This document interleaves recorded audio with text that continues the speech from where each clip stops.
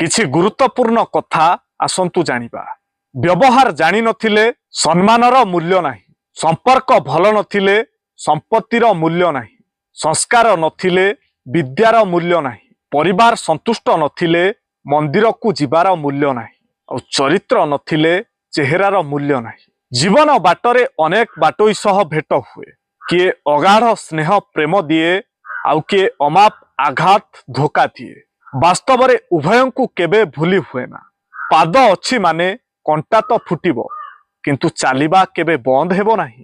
ରାଗିବା ବଦଳରେ କାନ୍ଦିଦେବା ଭଲ, କାହିଁକି ନା ରାଗ ଅନ୍ୟକୁ କଷ୍ଟ ଦେଇଥାଏ, କିନ୍ତୁ ଲୁହ ଚୁପଚାପ ଆଖିରୁ ବହି ହୃଦୟକୁ ସ୍ୱଚ୍ଛ କରିଦିଏ। ଟଙ୍କା ହେଉଛି ଛୋଟ ମୁଦ୍ରା, ସ୍ୱାସ୍ଥ୍ୟ ହେଉଛି ବଡ଼ ମୁଦ୍ରା, ପ୍ରେମ ହେଉଛି ଭାଗ୍ୟଶାଳୀ ମୁଦ୍ରା, ବନ୍ଧୁତା ହେଉଛି ମିଠା ମୁଦ୍ରା, କିନ୍ତୁ ସମ୍ପର୍କ ହେଉଛି ଏକ ସୁନା ମୁଦ୍ରା। ତେଣୁ ଏହାକୁ ସବୁବେଳେ ନିଜ ପାଖରେ ସୁରକ୍ଷିତ ଭାବରେ ରଖନ୍ତୁ। କ'ଣ ସାଙ୍ଗମାନେ, ଠିକ୍ ତ? କମେଣ୍ଟରେ ଆପଣଙ୍କର ଉତ୍ତର ଲେଖିବା ପାଇଁ ଅନୁରୋଧ। ଆଉ ଯଦି ଭିଡ଼ିଓଟି ଆପଣଙ୍କୁ ଭଲ ଲାଗିଥାଏ ତାହେଲେ ନିଶ୍ଚୟ ଗୋଟିଏ ସେୟାର କରିବେ। ସାଙ୍ଗମାନେ, ଜୀବନରେ ଖୁସିରେ ବଞ୍ଚିବା ପାଇଁ କ'ଣ ଦରକାର ଆସନ୍ତୁ ଜାଣିବା।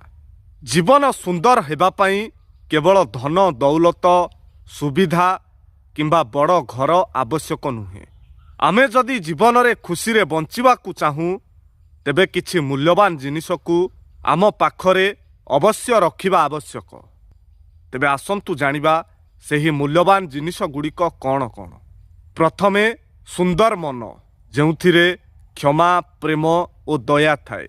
ସୁସ୍ଥ ଶରୀର, କାରଣ ସ୍ୱାସ୍ଥ୍ୟ ହିଁ ହେଉଛି ସମ୍ପଦ। ଭଲ ସ୍ୱାସ୍ଥ୍ୟ ବିନା କିଛି ସୁଖ ନାହିଁ। ଶାନ୍ତ ପରିବେଶ, ଯେଉଁଠାରେ ମନ ଶାନ୍ତି ପାଏ। ପବିତ୍ର ଭାବନା, ଯାହା ଜୀବନକୁ ଆଲୋକମୟ କରେ।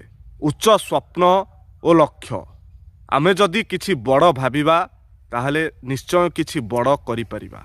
କର୍ମଠତା, ପ୍ରୟାସ ବିନା ସଫଳତା ସମ୍ଭବ ନୁହେଁ।